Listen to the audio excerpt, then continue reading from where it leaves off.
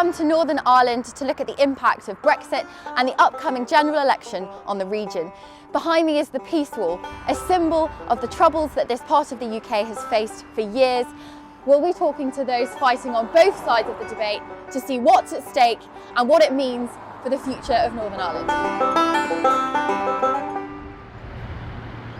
Before 2017, the DUP were a relatively unknown force in British politics, but all that changed when Theresa May came back from a general election without a majority.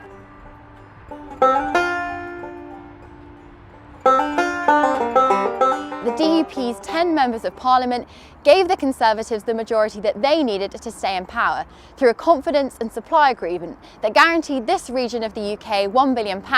But Brexit made that relationship increasingly difficult over the last 2 years, and the party voted down Theresa May's Brexit deal on 3 separate occasions.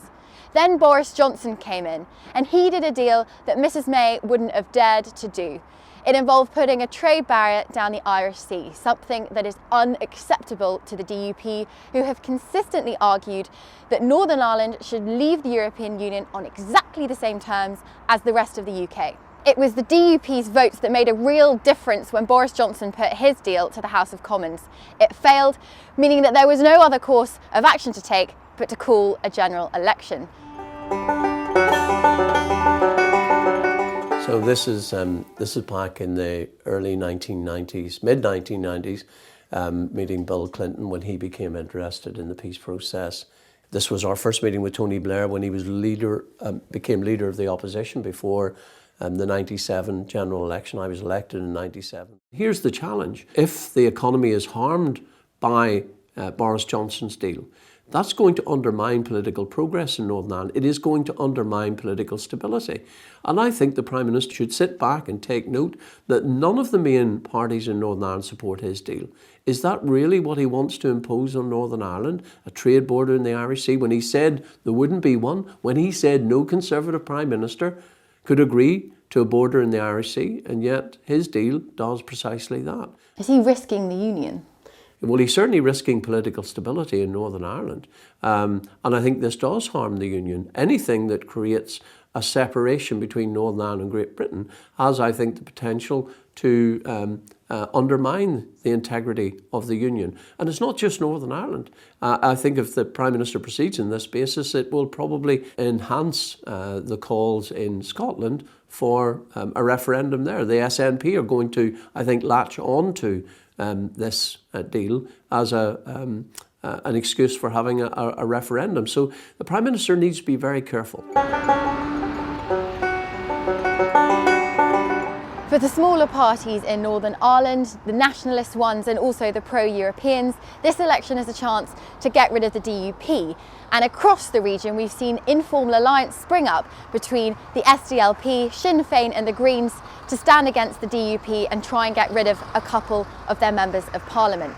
Northern Ireland actually voted to stay in the EU, and nationalist groups here argue that the DUP haven't represented the best interests of the region.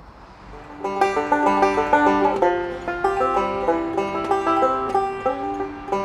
Brexit deal on offer has fueled nationalist parties' calls for a reunification poll in Ireland. I'm about to talk to a veteran Sinn Féin politician who was interred by the British government twice during the years of the Troubles.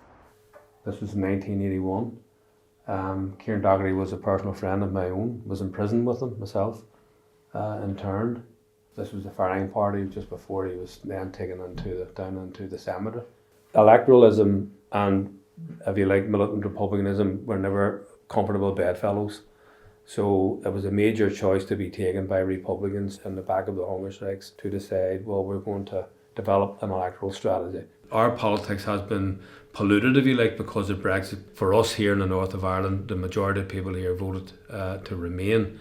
That means the majority of nationalists and unionists voted to remain within the EU. This has forced people from the unionist community to be pondering, where are their future interests best served? Is it in the union with Europe or the union with Britain? Do you think also that Brexit has made a reunification poll more likely?